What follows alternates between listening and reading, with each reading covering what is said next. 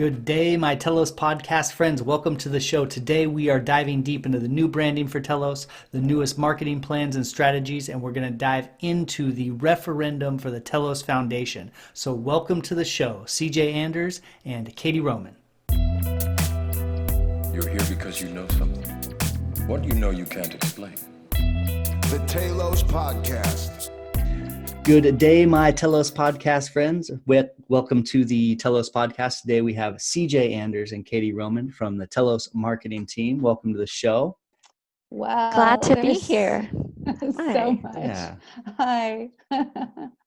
I'm going to say the biggest, kind of the most exciting thing that's happening is the new branding that's been released. I would also say that one of the coolest things about it all is how so many people have come together to support that and be a part of it. And that's super cool, exciting community stuff.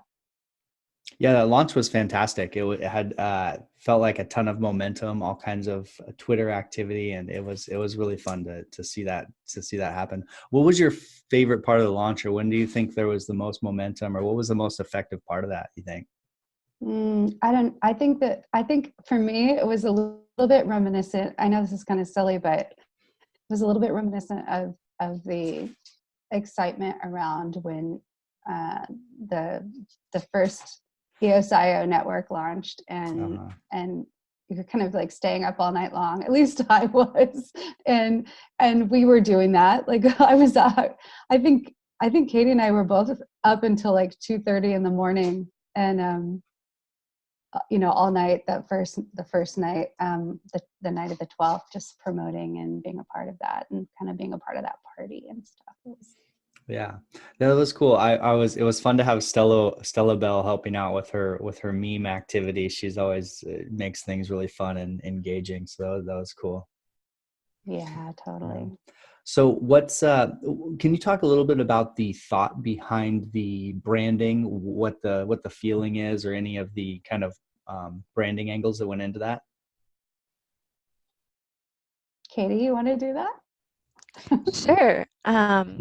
Yeah, so actually, the branding was done by the Decrypted team. They also did the Everpedia rebrand, and I believe they made the ES42 website. So they've been doing this kind of work in the community and really understand blockchain. So the foundation, Telos Foundation, hired them for this rebrand, and it's been in the works for months now, right? It's been a long time, and there was a lot of thought and intention behind the rebrand, and it's not just a different look and a different feel, but it includes different messaging, a more prescriptive kind of definition of the Telos network and what it aims to be. So in short, the biggest part, the most controversial part was the new indigo circle as the a move away from the acorn to this circle, the indigo circle. That's been kind of the most controversial part. And the thinking behind the circle, it had a few thoughts. The first being that it's a representation of decentralization and unity. Circles often represent unity. Decentralization in the way that it's so minimalistic, it's literally just two things, a circle, a color, and it lends itself to be built upon, just like the Telos network does. It doesn't really have any kind of, if you put an image in it, right, then you're kind of communicating something, and they really wanted to communicate not much, just that we're Telos and come build on us. And I think the community's done a great job with that. We've seen so many different takes on the circle, different, designs put on top of the circle, fun things made with the circle. And so that part's been successful. I think the community really understood that part and went wild with it. It's also meant to represent our planet, planet Earth, because we're hoping that Telos is going to be a worldwide network. I mean, it already is, but we want it to grow to 10 times 20 times, 50 times, 100 times the size it is now.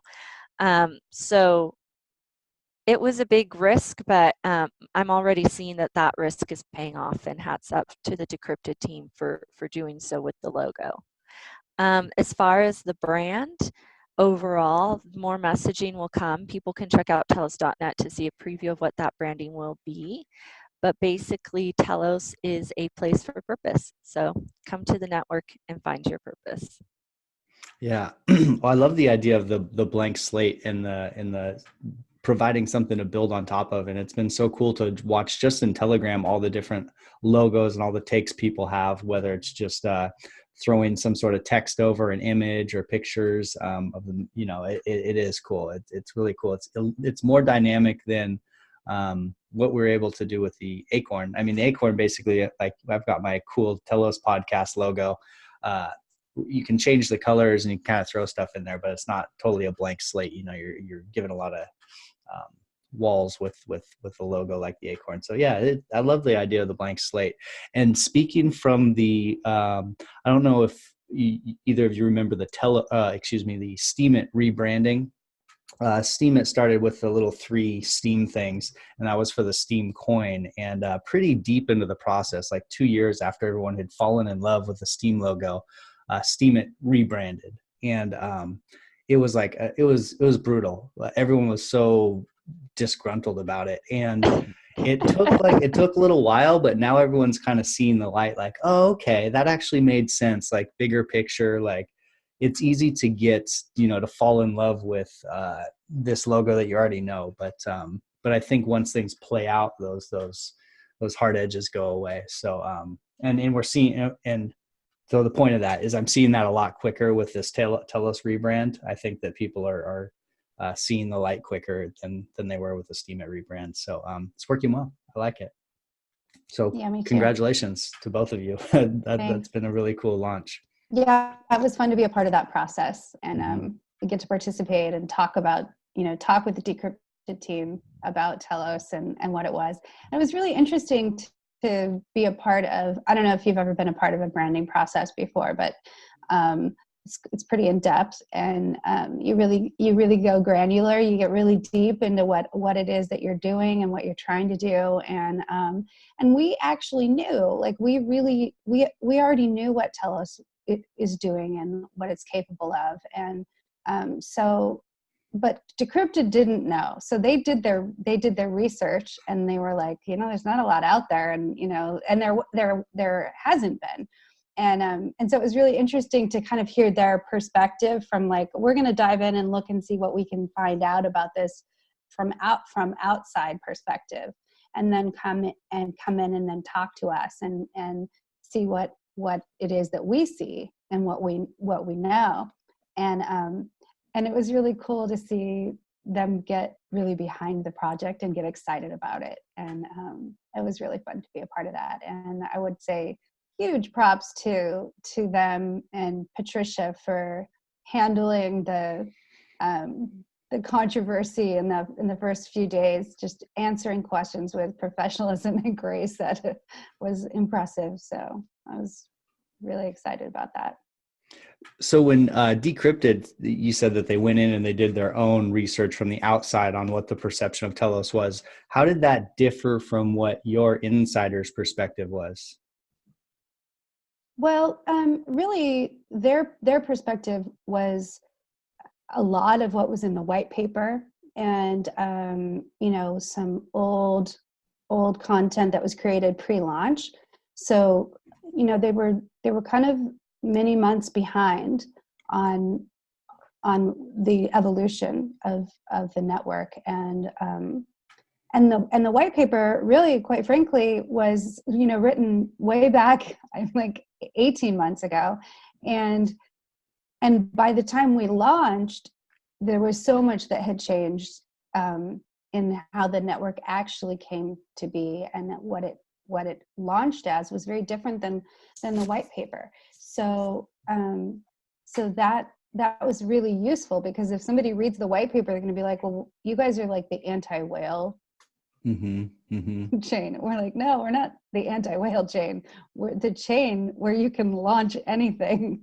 It's Yeah. So that a was, completely different. thinking back on Telos launching, that was the main kind of hook for people was, okay, they're limiting the coins to 50,000 per person is the most you could have. 40,000. 40,000. Thank you. And yeah, and that was the hook. Yeah. And so, okay, that's cool to think that people from the outside coming in still think that's the hook, but it's developed so much further. Now it's kind of a build anything you want, open platform, and scalability, supporting dApps, um, Governance that is like, governance. Oh, that's yeah. built in, like the voting system, and like how you can actually organize, create, have an organization that's on the chain that is able to, like, kind of out of the box, like, come together, make decisions, and come to consensus in this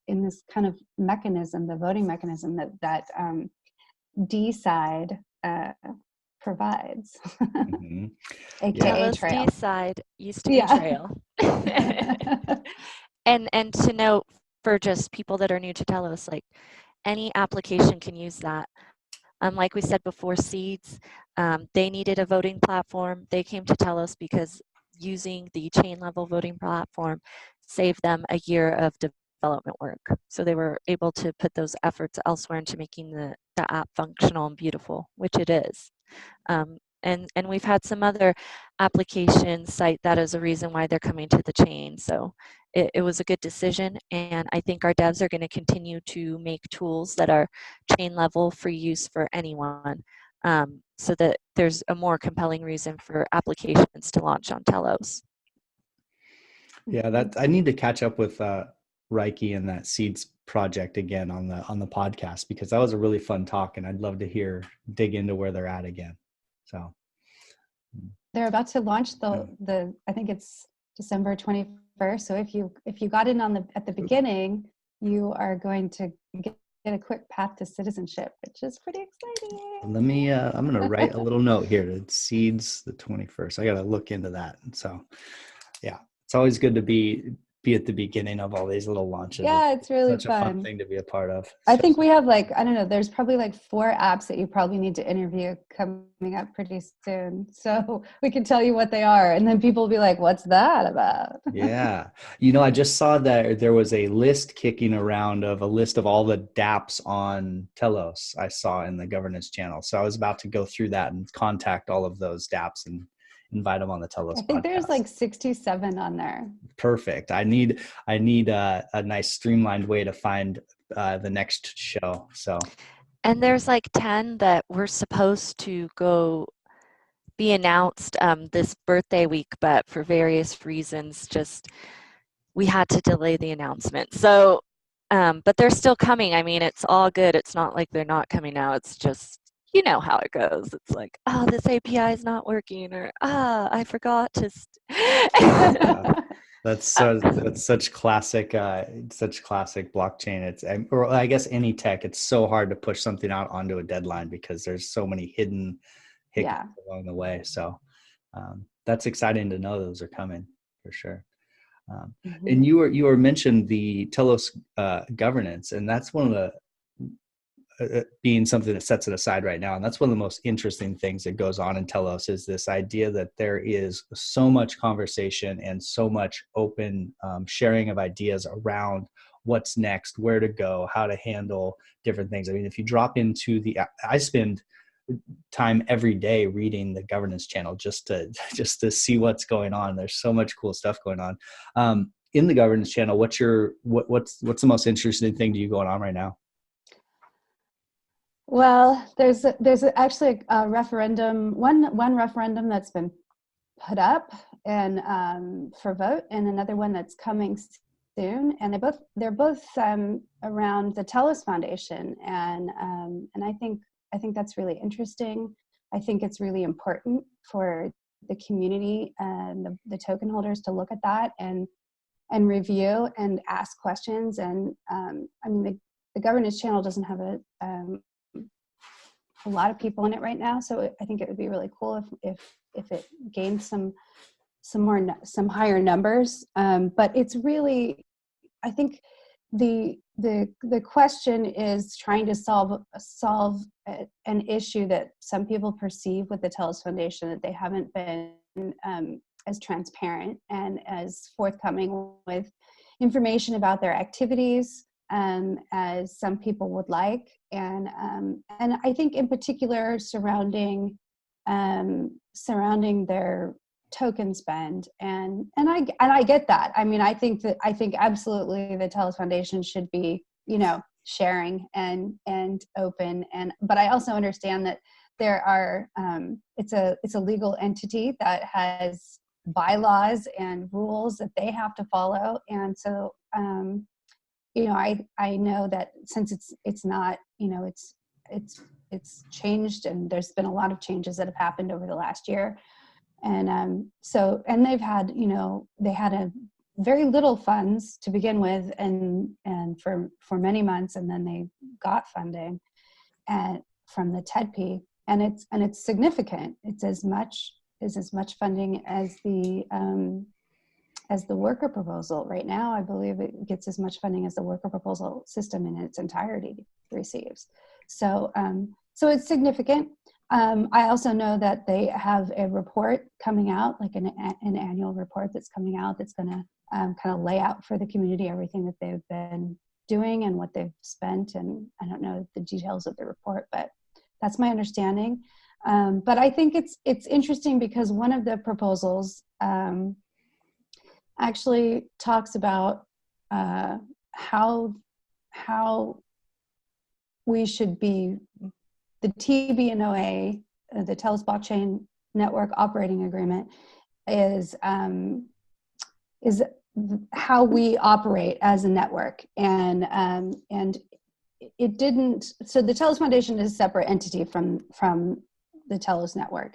It is on the Telos network, and it has an account or multiple accounts, and but what's interesting in this conversation is the Telos Foundation, do we have the right to define how the Telos Foundation operates? And I'll just say it, I've been like adamant that we don't have the right to do that, because it is an entity that is separate. It was founded and determined by the launch group, and it is what it is now. But they do receive funding, and the token holders voted for them to receive funding without really any kind of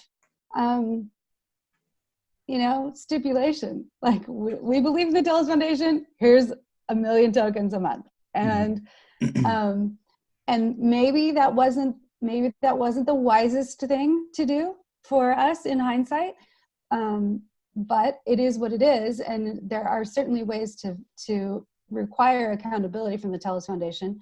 I don't think that it is in redefining the Telos Foundation as to how it operates and how it functions, because that's already been done, and I don't think that it's an independent entity. It's a decentralized autonomous organization, and as is the Telos Blockchain Network. It's a decentralized autonomous organization. So I don't have the right to define you. You're over here. Any more than you have the right to define me or anything else that isn't my own self. So that's my concern with that stuff that's coming out. I think I would just encourage everyone to take a look at it. I mean, it's serious, but I don't think that I have no doubt that the Telos Foundation has been doing great things for the network. We've been able to work with them closely. Not everybody on the foundation, but many, and it's been fantastic. I mean, you're seeing the fruit of that with the new branding, but also exchange listings that we initially had. That was really hard fought by members of the Telos Foundation, and a lot of other things the Telos Foundation has done. So I don't think that they're doing anything bad. I just think we need to clean it up, and I think the cleanup needs to come from inside the Telos Foundation. That's my thought.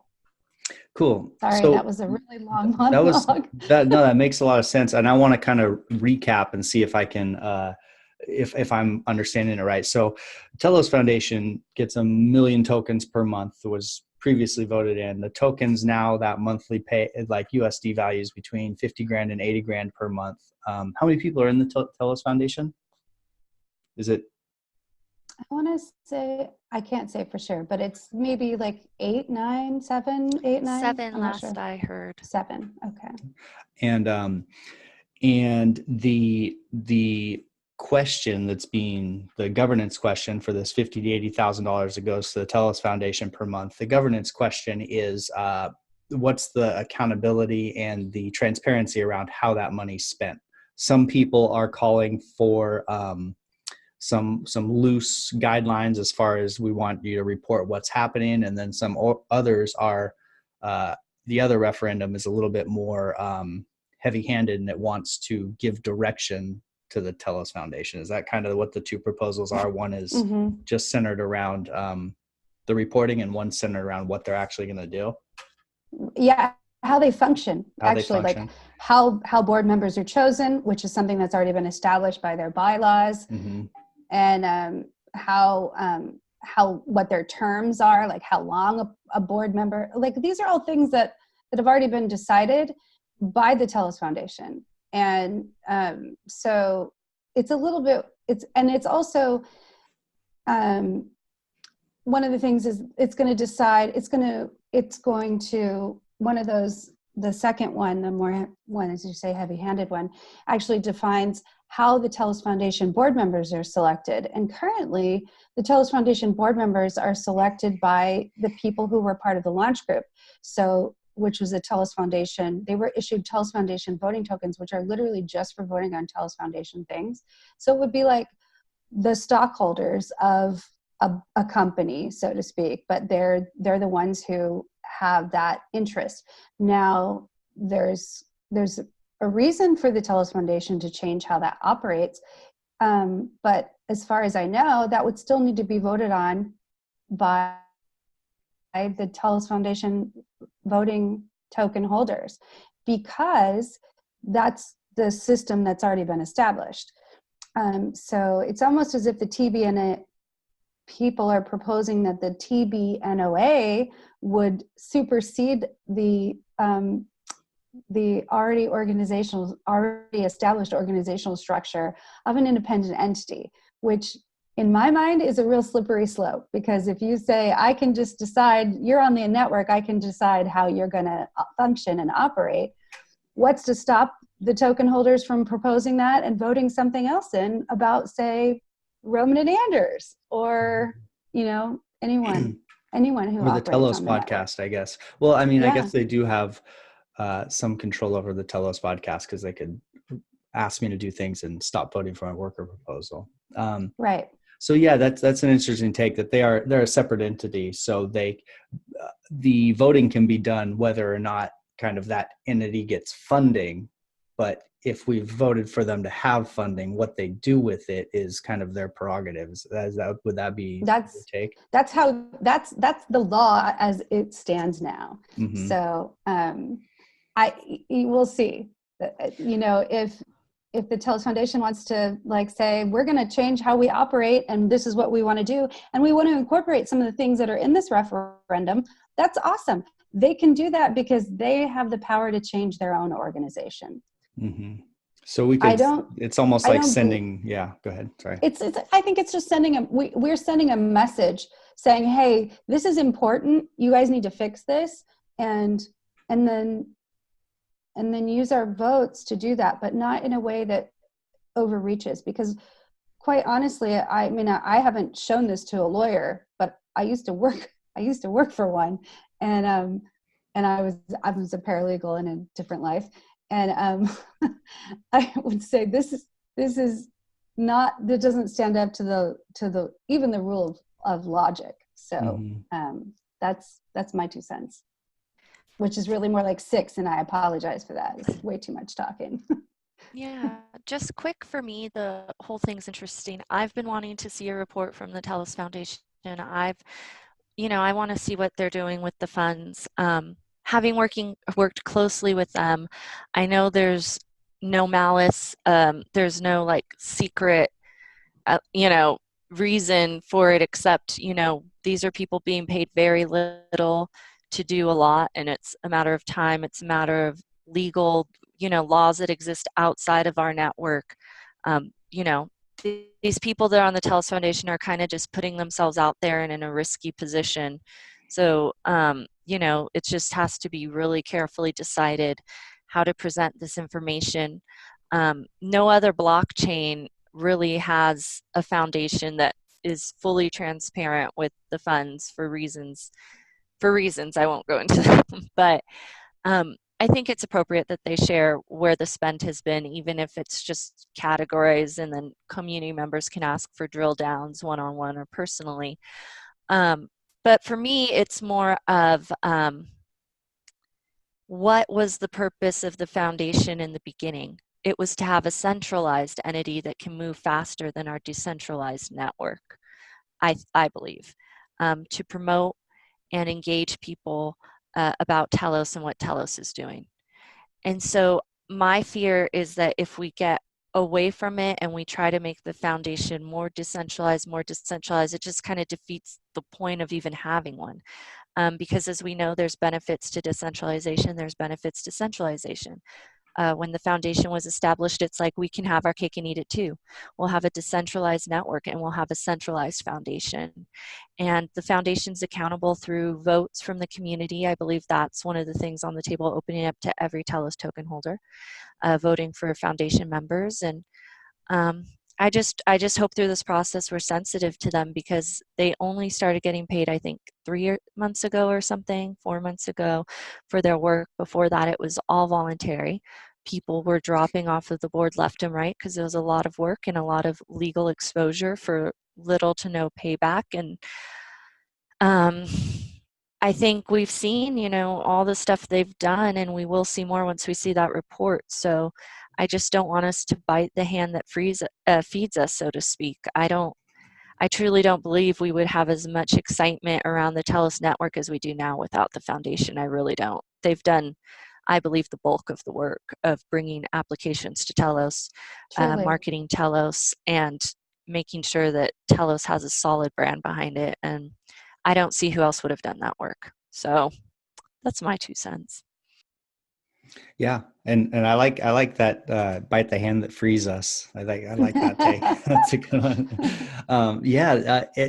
They have pushed forward an amazing amount of things behind the scenes, definitely from what I've seen, and that they took taking just the time to put into a blockchain or a startup project is risky in itself, because it takes so much time and effort. It's a full-time thing what they're doing, and then you add legal risk on top of that. They've done a lot to push this chain forward, and to kind of hamstring them.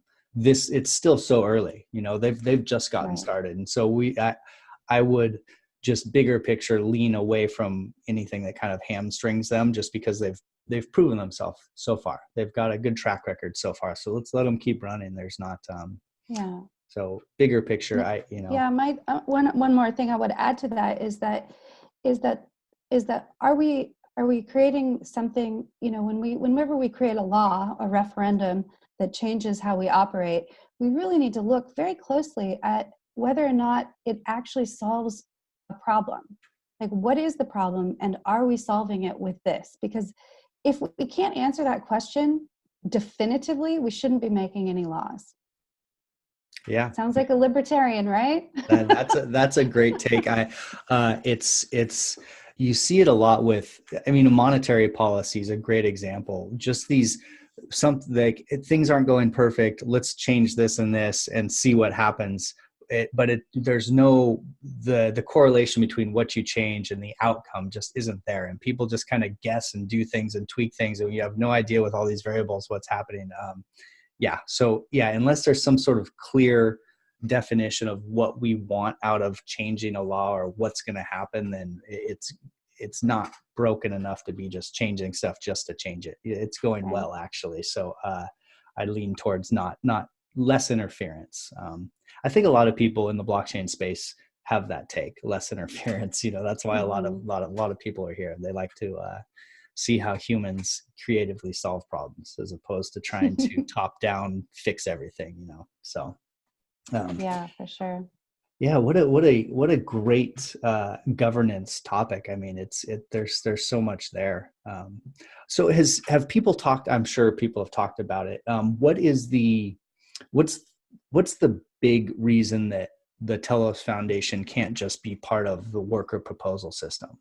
Why not Well, have? I mean, yeah, that was actually like a thought at the beginning, was that would be how it would function, is that they would use the token allocation, which was not a lot. And I mean, it seemed like a lot before launch. We thought, oh, that's a lot of money. That's a lot of tokens, because we were all hoping that the token price would be like much higher than it was, or that it would go faster. It didn't. And so that meant, okay, we need to really like scale back on any kind of spend, be very, very strategic about it, be very careful about it. And then when the TEDP happened, that got put into the proposal. It was discussed, and I honestly don't even remember it being discussed. It was like, oh, this would be a really cool way to keep the Telos Foundation and fund the Telos Foundation to do the things that they've been doing that have been so hard. And it provides them an opportunity, a way to have funding for grants. And so nobody at that time was questioning, is the Telos Foundation doing good? Everybody thought the Telos Foundation was doing good, and it is, and it has been. So, I mean, I love the Telos Foundation. I think it was a brilliant idea from the get-go, and it really was, and is something that I hope is, continually funded long into the future. But yeah, there's, they haven't been as transparent as, the token holders some token holders would really like. And I know that there's reasons behind that. I know that they're also working to remedy that. So I think, they originally thought that they would be using the worker proposal system to continue, or know that it would just go away. But this has actually been a much longer process than maybe we anticipated. Maybe we were being a little bit naive about how long it was going to take to like launch a bunch of apps on the network and move forward and gain like mass adoption. And we're all super optimistic. But so here we are a year later, and we still need the Telos Foundation. We still need an organization that can do what they can do. And so, sure, we could fund it through the worker proposal system. We could push that money, those tokens into the worker proposal system, and they can seek funding that way. There's other options besides, and that, because the worker proposal system does require accountability. I mean, it's, if you don't answer the questions, you don't get votes. So. Yeah. Just thinking through this, one of the things that I like about having that, so basically we have $1 million going to the worker proposal fund and $1 million going to the Telos Foundation. And the Telos Foundation gives us another angle, because you were saying earlier, Katie was saying we have centralized and decentralized.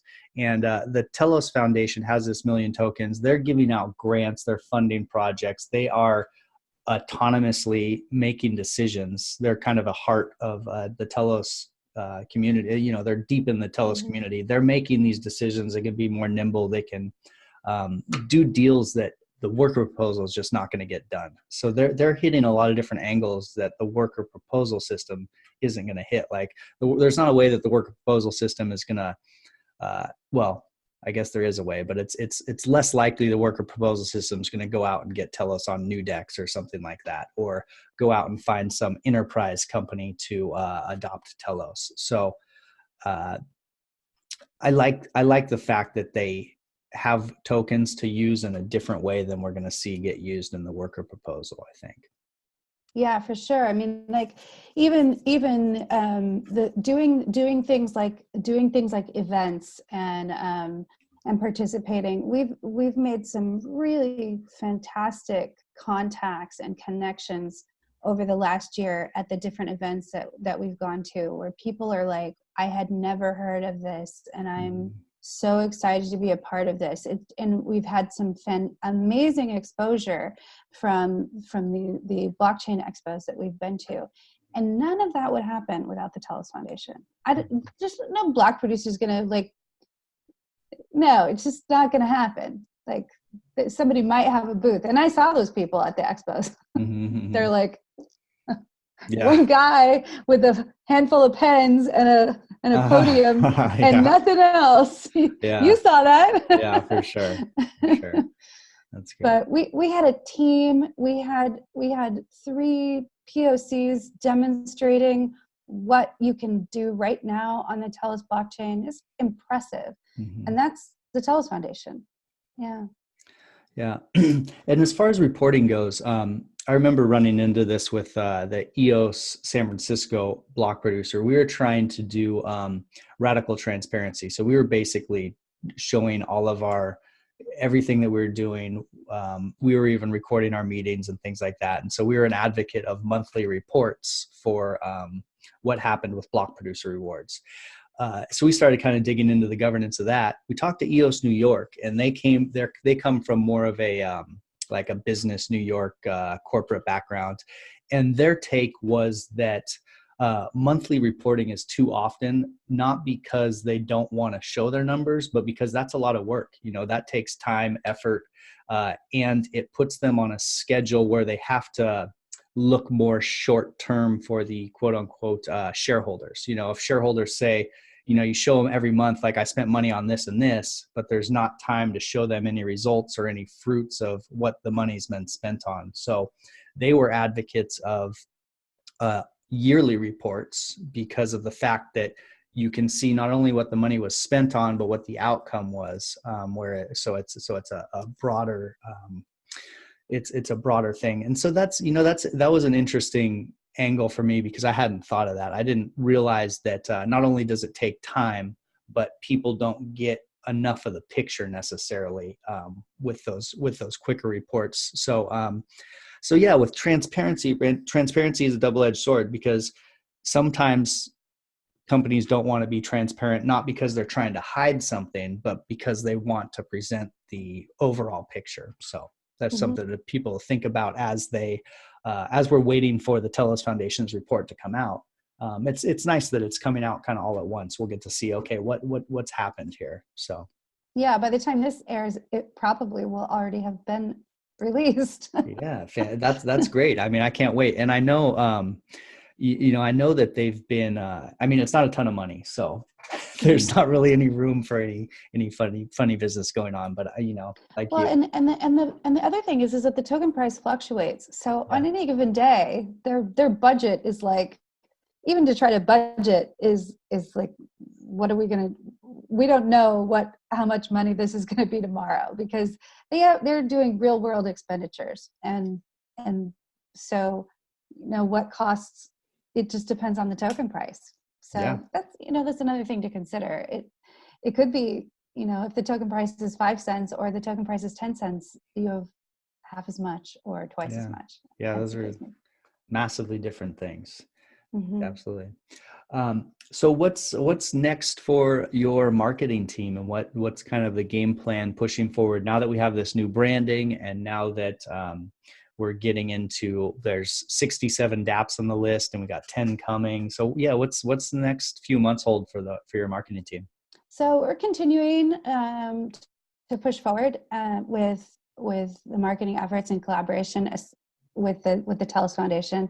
But also what's really been exciting is the last I don't know, month or two, 6 weeks or so, we've been planning this launch of the branding and the 1-year birthday party. So a lot of announcements, a lot of stuff happening.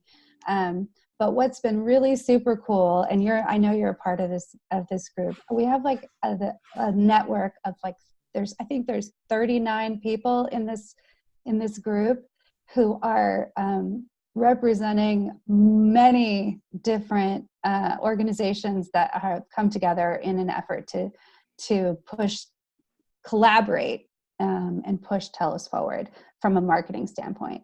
So getting to be in that group and kind of helping lead that a little bit. I would say I'm not the leader of that group at all. I would say Katie has kind of stepped into that role. She's doing a really great job. She had to go, so not just me left. Good job, Katie. But really kind of working with everybody else, and hopefully this will become this sort of exponential effort to push Telos forward. We've added to RomannAnders, we've added a couple more people to our team. Cool. And in the last 2 months, and they've been doing quite a bit of work, which has been really, really cool. We have Josh, will give you the link so you can put it below, did the launch video that was released on the 12th, and really, really fun and kind of inspiring video that we put together. That's from our team. And then we have Lane, who has been doing a bunch of research for us in a little bit of a collaboration with EOS Dublin, who wanted a work proposal. He commissioned a work proposal writing project, article, kind of like a report on the year, and that's going to be coming out soon. And so Lane was writing that and looking for information, and I have been tracking it for months and not to the depth that she was looking for. So I actually hired her to actually track and try to gather a lot more data than that I have been tracking, to add to all of the worker proposals, like what's been done, try to get feedback from people, like what was the result, and get metrics and try to kind of put that all together. And the reason why we feel like it's important from our position, RomannAnders, to keep that data is that from a marketing standpoint, it's really important for people to understand how big of a deal this is. Like the work proposal system is part of this new economy that is creating opportunities for people to work from home, doing what they do best, and that's pretty phenomenal, because it's actually this is part of the branding. It's what we do. It's Telos in action, and that's really exciting. So so we were like, hey, could you just like dive in and get all this research for us, and then you can use it for your article. Nice. And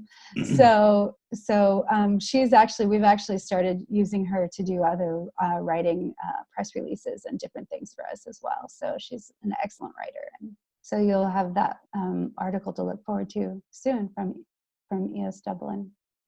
Killer. Well, welcome to the team, Lane, and welcome to the team, Josh. I look forward to seeing some of that data that Lane came up with. And I got to meet Josh at the blockchain conference in Silicon Valley a few weeks ago, where I saw you. And he's like, he's a really interesting dude. Great movie producer, shooter, editor. Has all those skills. So cool addition. Yeah, and he's a graphic designer, and he does web stuff, and so everyone should take a look at Telos Network and see what it's looking like now, because it's got a total facelift, and that's exciting with the new branding. We're very excited about that. He did all that work for us. So. Cool. And that's telosnetwork.io. telosnetwork.io. Okay, I'll put that here too. Telos Network. Yeah. So what you mentioned some metrics that you were looking at for the work proposals. What are some examples of metrics that you found that are, ways to measure what's going on here? It's such kind of an abstract thought in some ways. Yeah, so a lot of it is, so the things that I was initially tracking were I wanted to know, I wanted to always be able to say, this is how many tokens have been requested. This is how many tokens have been like distributed. This is the number of people who have received, benefit from that. Actually, I was only tracking the actual number of like teams as opposed to actual number of people. So one of the things that Lane went in and did was actually go, how many people are on your team that are Oh, good actually getting idea. paid from this? Because we want to know like how many people are directly benefiting from the worker proposal system. Mhm. Like on our team, we have, I think, over the course of all of our worker proposals, I want to say that we've probably paid 6 or 7 different people to do different things. And that's significant. And obviously, Katie and I have been benefiting from it, but we've been encouraging and kind of bringing other people into, we've added or encourage other people to start worker proposals and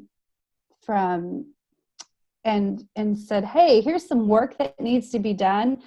And you're really good at it and we're not that great at it. So why don't you consider doing this? And so there's been some worker proposals that have actually come out of that effort, because we want to encourage other people we want the best for the network. So those metrics kind of help us identify different things. One of the things that's kind of from a marketing standpoint is, what does it cost? What does it cost to have a pair of eyeballs on that? And some of the worker proposals that do social media, they can actually track how many impressions there were, and we can identify what that cost is, and that's valuable. That's something that if you go to do marketing at NBC, they're going to tell you what the cost per impression is, and that's just part of the deal. So it's useful for comparing, like, what is this, how are we reaching, who are we reaching, where are we reaching people, all these kinds of things. So Yeah. So with what marketing, can we do to improve that? With marketing, the metrics are kind of your standard marketing metrics. It's how many impressions. I guess there's not really a way to see any sort of value per impression, because there's not like a product people are clicking through to purchase. So what do you think? This may be a tough question, but what do you think the way to measure value per impression? Because if we're getting a lot of people to see Telos, how do we know if it's working? How do you measure that end? That's really hard part, because I don't know, to be honest. This is uncharted. It's uncharted territory. We're not selling anything. We are, but we're not, we're selling really an idea and an opportunity, and it's not really selling, it's just presenting. And then are people going to can you measure it by the token price going up? I don't know. Can you measure it by the number of new people in Telegram? I don't think so. Like how do you measure success? And I would say my initial thought would be that you measure success on a network like this by identifying adoption, like seeing adoption and seeing it grow. Because really what's going to happen with Telos and any EOS.IO network is your success isn't going to be measured by your token or your token price, because the token is a utility token. Your success is going to be measured by really how many people end up using the apps that get developed on there, because that's what's going to drive that's what drives the network, is users and applications that meet some need that's out there. Mm-hmm. And that's actually kind of a slow process, because you have to come up with the idea, then you have to figure out how to build it, and then you have to figure out how to market it. And as we have seen, like a year into it, A lot of work. a lot of work. Yeah. Yeah, I mean, it's a funny thing, because you're kind of abstracted away from the outcome when you're building a platform for dApps to build on top that bring in the users. So you're building the platform. So really, it's about getting dApps who are going to get the users. So the users being kind of the easiest to measure metric. That's what all the social media companies and all apps use users is a really clear metric. But it's almost like Telos metric would be how many dApps it can bring on, and then it's up to those dApps to bring on the users. Yeah, it's And that's one of the things that we're trying for, is to try to, like, that's one of the things that the actual Telos Foundation does, is they're like courting dApps. Mm-hmm. But also it's a matter of like finding applications that have real world uses that will drive users. Mm-hmm. And I met someone at the expo that was so interesting, and I'm not going to say who it was or anything like that, but the application of it, like, come to Telos and build this thing, it has massive potential to drive a huge number of users, because it's something that's actually needed, and it's something that's actually really really kind of made for blockchain, like, or what blockchain is super useful for. So it was interesting. Douglas did a talk at Santa Clara University, and one of the things he brought up was this whole idea of fair trade. And how do you know that something is actually fair trade? Because it's got a sticker on it, or is it because somebody actually verified at that location that this is where that product came from, and that the system is in place, the fair trade system is in place for that raw material. And this company these people that I met at the expo were actually like along that line, not fair trade, but along that line. Mm-hmm. And I was like, this is what blockchain is for, because you can actually verify on the blockchain utilizing technology that exists right now on Telos, that you can actually do that. And so then it's a matter of like, okay, now how do we figure out how to build this whole thing? And that's a time-consuming process. It just is. Fair trade's such a good example because it's such a direct use case. I mean, that's basically an explanation of what blockchain is. They're talking about like verifying a supply chain for fair trade, and that's the definition of what blockchain is, kind of. Mm-hmm. Whereas a lot of other things that you talk about, you like put social media on blockchain, it's got like these extra features that you can add to social media so it can use blockchain, but it's not necessarily what it is. Like the supply chain one's so funny because it's like, that's exactly what it is. There's not a better fit than that. So I kind of see that being one of these inroads, one of these big enterprise inroads that eventually Telos will hit. Hopefully that's one of the first things that we get on board here. So, and I know the Telos Foundation is working on stuff like that all the time. So that's cool. Mm-hmm. Yeah. Cool. Sure. So that's just that's the next few weeks and months. What do you see longer term for Telos marketing? What do you see a year, 5 years down the road? And what are your big, bold predictions? Oh my goodness. Don't worry. If you get it wrong, no one will ever remember. And if you get it right, you can tweet about it for the rest of your life. So let's see how political I can be. Yeah. I have no idea. I'm super excited about Telos. I really believe in the project. I really believe that But I have, honestly, I just cannot do any more timeline stuff. I just don't have a clue. I already know I don't know, so I can't even say. All right. I just don't know. No moonshot predictions. That's cool. That's cool. I know I'm holding. Yeah, there you go. Holding. So I've got an interesting podcast coming up for the Telos podcast. I've got Zach, who goes by Axa Sand. You've seen him in Totally the seen chats him in the channels. all over the place. He's always got interesting takes, and he's very active. So I'm super excited to meet Zach, and he's got, he sent me a list of all the projects that he's worked on. I wish I had it in front of me, but he's worked on all kinds of stuff. Starting with EOS, moved over to Telos, has built all kinds of interesting things, and he's got I think a dating app coming out on Telos. Yeah, I saw that in the channel. I was like, this Yeah. is going to be really interesting. I can't wait Yeah. for that show. That's going to be really cool. Yeah, so Zach's going hard, and I can't wait to talk to him and get his message out there, because I've only seen his handle on Telegram. So now that he's one of those people that just like generates excitement. It's really cool. For sure. So that'll be rad.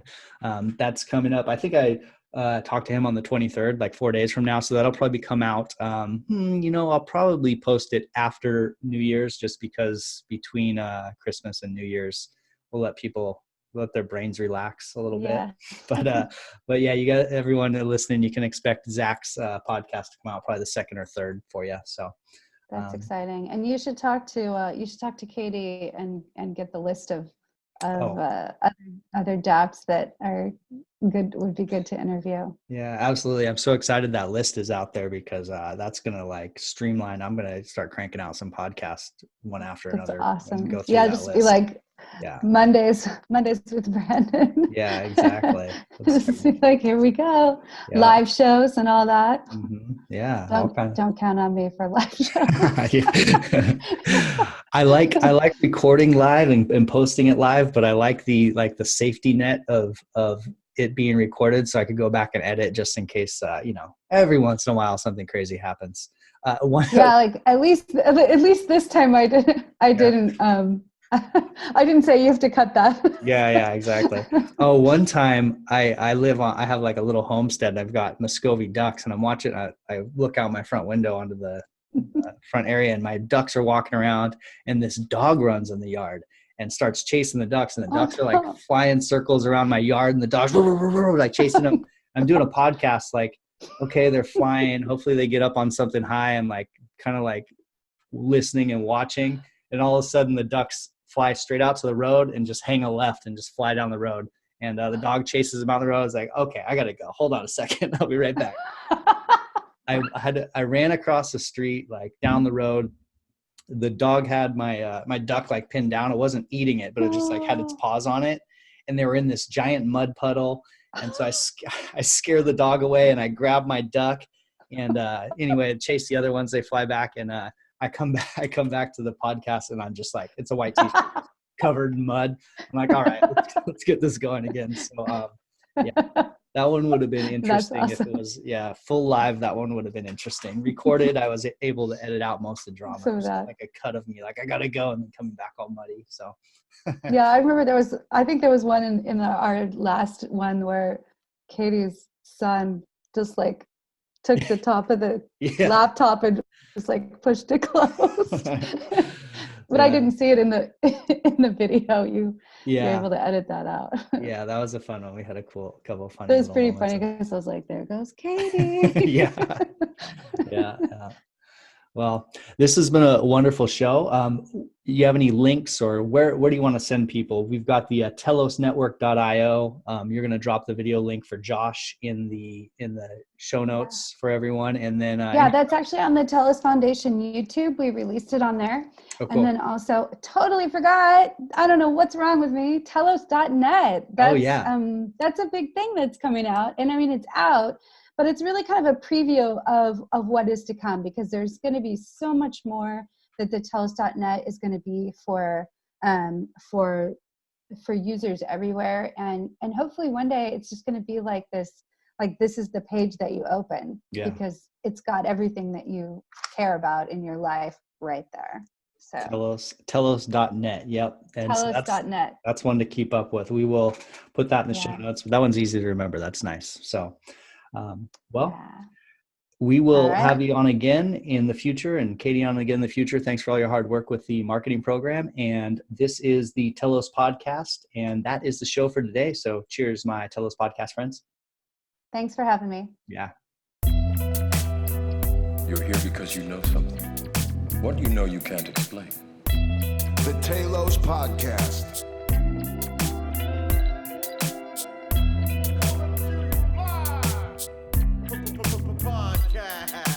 You stay in Wonderland, and I show you how deep the rabbit hole goes.